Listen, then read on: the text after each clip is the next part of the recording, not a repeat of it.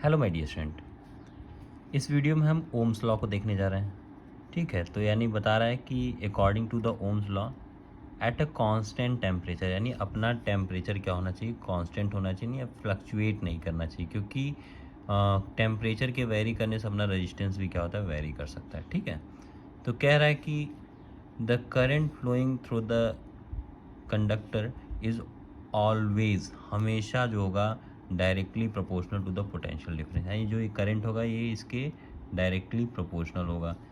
इसी को हम क्या कह रहे हैं, इसी को हम कह रहे हैं बेटा ओम्स लॉ। ठीक है, अगर इस चीज़ को और थोड़ा हम सॉल्व करेंगे, आप प्रोपोर्शनैलिटी का अगर हम साइन हटाते हैं तो यहाँ एक कांस्टेंट आता है जिसको आर बोलते हैं। तो v इक्वल्स टू, ये आर को इधर करो चाहे इधर करो कोई दिक्कत नहीं, v equals to I R के नाम से अपना फेमस रहता है। आप लोग 10th क्लास में इसको देख चुके होंगे। ठीक है, तो यहाँ इस चीज़ को हम ऐसे समझते हैं, आर क्या होता है अपना इलेक्ट्रिकल, जो ये आर जो है यहाँ क्या है बेटा, ये इलेक्ट्रिकल रेजिस्टेंस है, ये है इलेक्ट्रिकल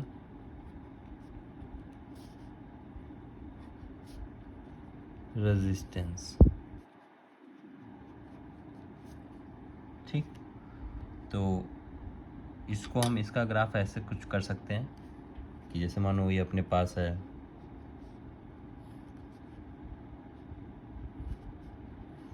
ये जो लाइन शो कर रहा है मानो ये पोटेंशियल डिफरेंस या वोल्टेज, ठीक है दोनों सेम होता है, पोटेंशियल डिफरेंस मान लो या वोल्टेज मान लो, और ये आई के ग्राफ को शो करेगा।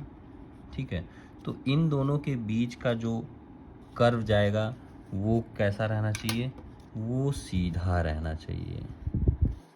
जैसे क्या होगा, वी भी बढ़ रहा है तो इधर इधर वी बढ़ता जाएगा, इधर अपना आई बढ़ता जाएगा, तो ये दोनों एक जगह मीट करते जाएंगे। तो ये जो लाइन है बेटा, यही क्या होगा, यही लाइन जो होगा, जैसे मानो इसको यहाँ से हम एंगल निकाल लेंगे, ये थीटा मान लोगे, तो यहाँ जो स्लोप है v और i के बीच में, यहाँ हम जो देख रहे हैं slope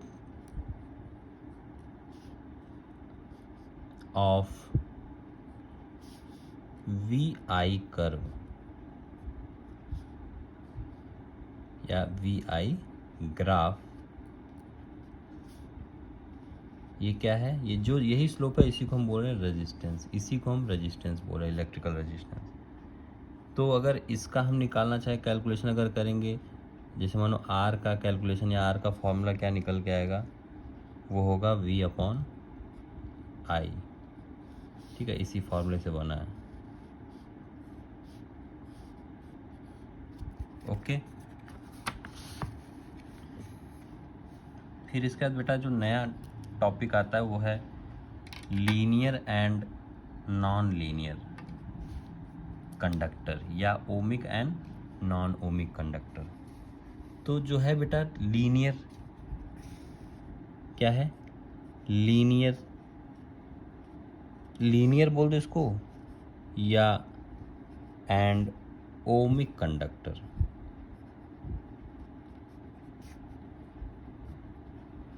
ohmic conductor,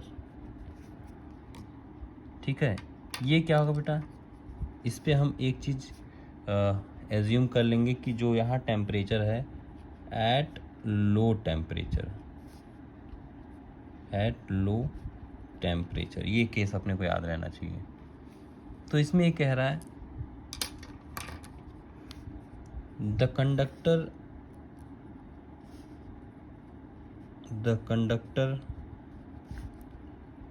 which follow the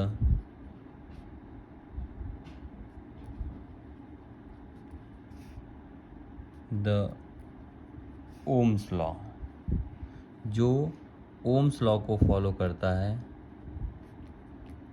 उसी को हम क्या कहेंगे,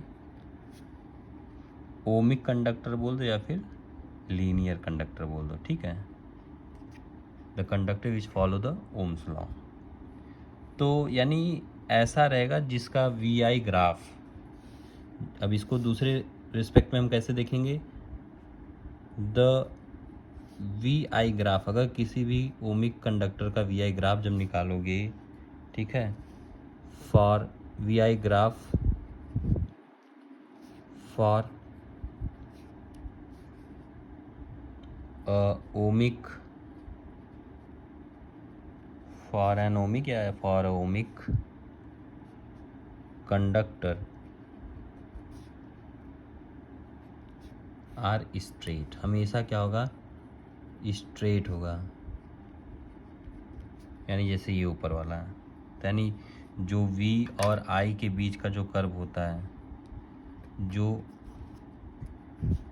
ये हो गया अपना V और ये हो गया अपना I हो गया,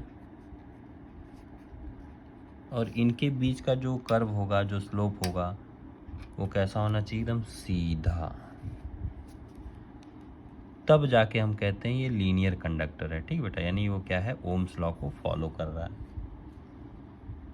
दूसरी बात आती है नॉन लीनियर, इसको कह दो, यानी इसका पूरा उल्टा होगा, ठीक है, non linear and non ohmic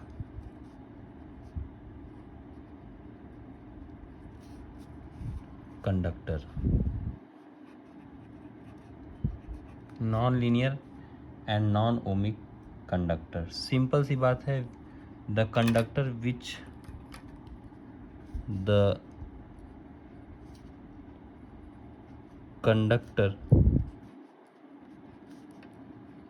which do not follow the क्या, ओम्स लॉ,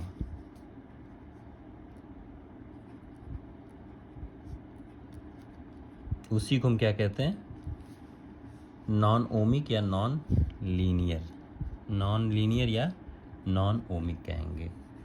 और दूसरी बात हम ये देख लेंगे, जो उनके बीच का कर्व है, the V I curve, the V I graph for non ohmic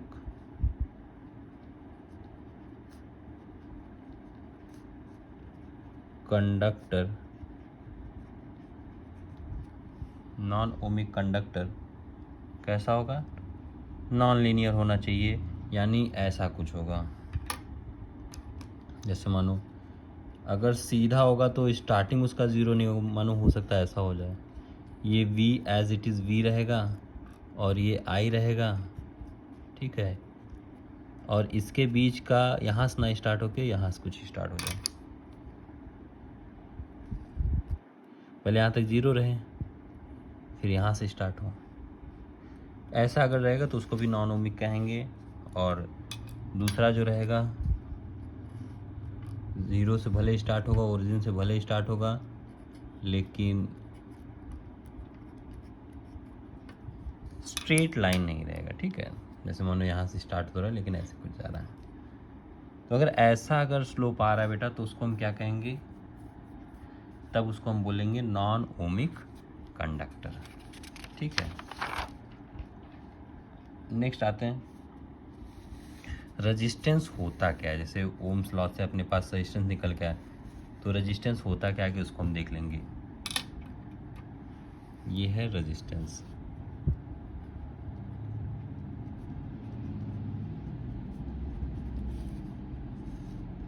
resistance जो होता है बेटा, it is the property of material, 10th में भी ये पढ़े होगे आप लोग, it is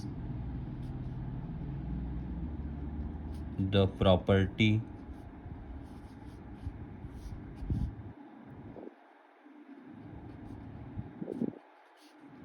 of material, it is the property of material by which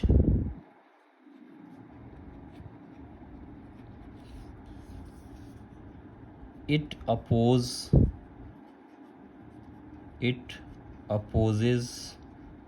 the flow of current, यानी करंट के फ्लो को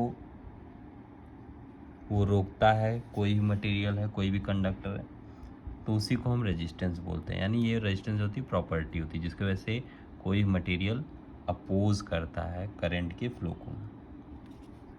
तो इसका जब कैलकुलेशन अभी हम देखे थे, आर इक्वल टू क्या होता है, वी अपॉन आई। इसका जो यूनिट होगा,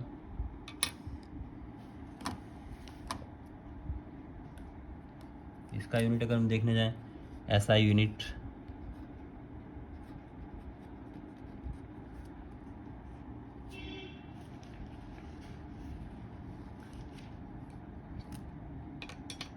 तो इसका जो यूनिट होगा बेटा वो क्या होगा, जैसे मानो v अपॉन आई हो गया, v अपॉन आई हो गया, तो v